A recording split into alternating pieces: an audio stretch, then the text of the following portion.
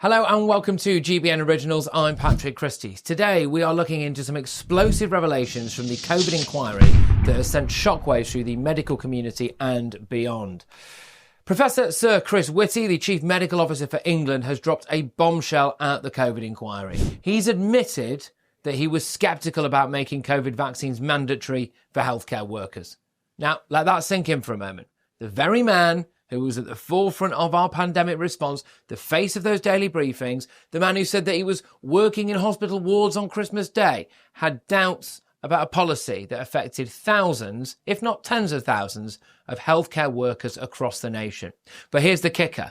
Whitty told the inquiry that the decision to implement this mandate was 100% a political one. That's right, not based on pure medical science, not on unequivocal data, but on politics. Is anyone else feeling a sense of deja vu here? It seems that once again, crucial decisions about our health and freedoms were being made in the corridors of power rather than in medical laboratories. Let's rewind a bit though, shall we? So back in November 2021, care home workers were mandated to be vaccinated against COVID-19. They were among the first to roll up their sleeves during the original jab rollout. This scheme, known as vaccination as a condition of deployment, was controversial right from the start, and rightly so. The government even had plans to extend this mandate to all healthcare workers. Can you imagine forcing our NHS heroes, the very people who put their lives on the line during the pandemic, to choose between their personal medical choices and their careers? It's outrageous. Well, thankfully, common sense eventually prevailed. The proposals to widen the scheme were abandoned, and the requirement for care home staff to be jabbed was lifted in 2022. But not before causing untold stress and upheaval in our healthcare system. Now, Whitty claims that such a decision was a balance between protecting vulnerable people and respecting personal bodily autonomy. He told the inquiry, "There's a range of opinions on this, and for what it's worth, but I don't think it's worth very much, I'm rather more sceptical than some people that this is a good idea. But that's a view as a citizen." As a citizen, he says. Well, what about as Chief Medical Officer? The one who was in charge at the time of the COVID pandemic. Shouldn't this professional opinion have carried a bit more weight? Or was he simply overruled by those making the 100% political decisions? I think there's a time and a place to speak up for what you believe, isn't it? Wasn't that then? Whitty did offer some insights, though, into why mandatory vaccination has its advocates. He pointed out that it's already law that people who pose a risk to others can't do certain jobs, like epileptic lorry drivers. He also mentioned that doctors have a medical responsibility to protect patients from diseases, including through vaccination. But isn't that a bit of a cop-out? It's one thing talking about an epileptic lorry driver, but it's another thing talking about a care home worker who takes a vaccine that means you can still contract a virus and then pass it on. It's not the same. Here's where it gets really interesting. Whitty acknowledged that, quote, "Every drug and vaccine has side effects, and some of those may be rare but still severe, and that has to be taken into account in the decisions that are taken about mandation." He even expressed concern that some people were oversimplifying the issue, saying, "I was sometimes worried that people were just thinking people should just get vaccinated. What's the problem?" Is this the same Chris Whitty? This really winds me up, actually, because he was not saying any of this stuff at the time. In fact, he was saying the opposite.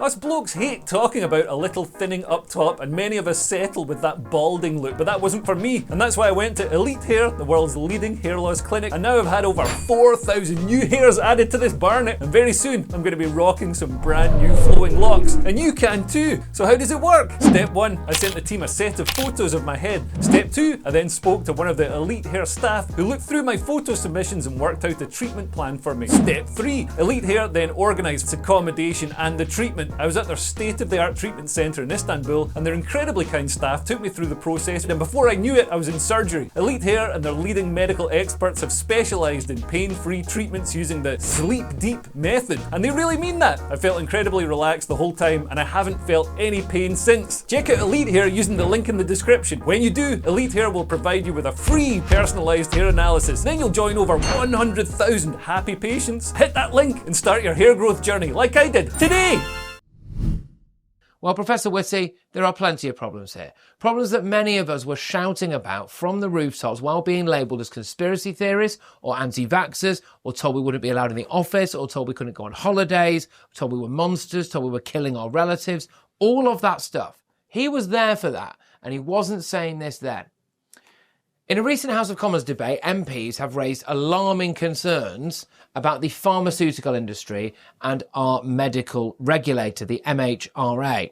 Graham Stringer, a Labour MP, didn't mince his words. He said the MHRA and the whole of the health industry are swimming in a sea of pharmaceutical sharks.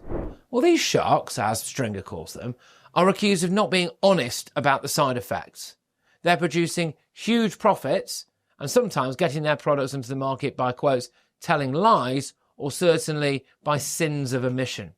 This is a damning indictment of an industry we're supposed to trust with our lives. I will just say again, though, everyone was talking about this. This was a vaccine that maybe had been rushed through slightly in a time of emergency. This is a vaccine that didn't have any real-world lived data to go along with it. And yet we were told that this is safe, this is effective, and people were demonised for not getting it. And people should have had their eyes wide open to this. Indeed, a lot of people did. But again, we were told to ignore it. Was there not a profit motive here for pharmaceutical companies to create a jab, to rush it to market, and to make sure that as many people as got it, not just once, but 2, 3, 4, 5 times? And maybe people should have thought about that. But it gets worse, believe it or not. The MHRA, our supposed watchdog, is now under fire as well, because MPs warned that the regulator receives, are you ready for this, 75% of its funding from pharmaceutical companies. How can we expect true independence when the very body scrutinising these drugs is in the pocket of Big Pharma? It's shocking. Esther McVeigh, the former Work and Pensions Secretary, pointed out that the MHRA was too slow in recognising the harmful effects of the COVID vaccine for some people. She highlighted how other countries like Denmark suspended the AstraZeneca vaccine for all age groups on March the 11th, 2021.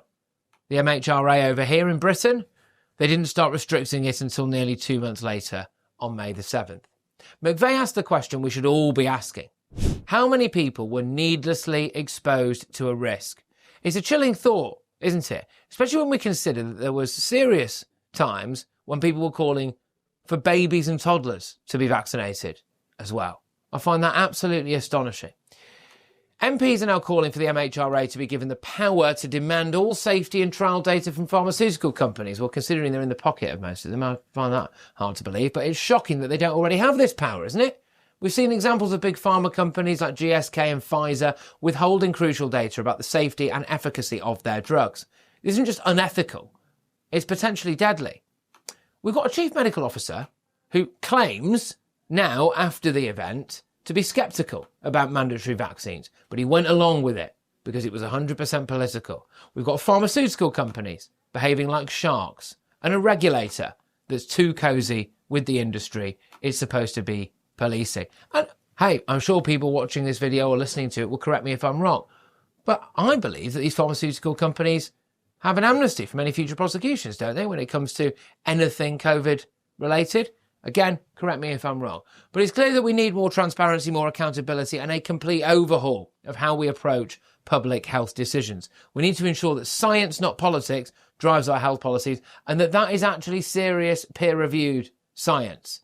And we need a truly independent regulator that puts public safety above pharmaceutical profits. And I will also just add to this, we need media outlets like GB News, because everyone else will always parrot the status quo, the narrative. They add and perpetuate this demonisation of anyone who deviates from it. And what are we looking at now? What have we just heard? What have I just been reading here?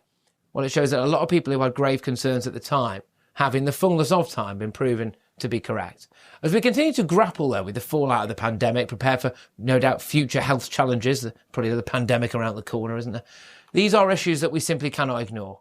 The health and the freedom of every citizen in this country depends on it. This is Patrick Christie's. Please don't forget to subscribe to GB News YouTube channel for more.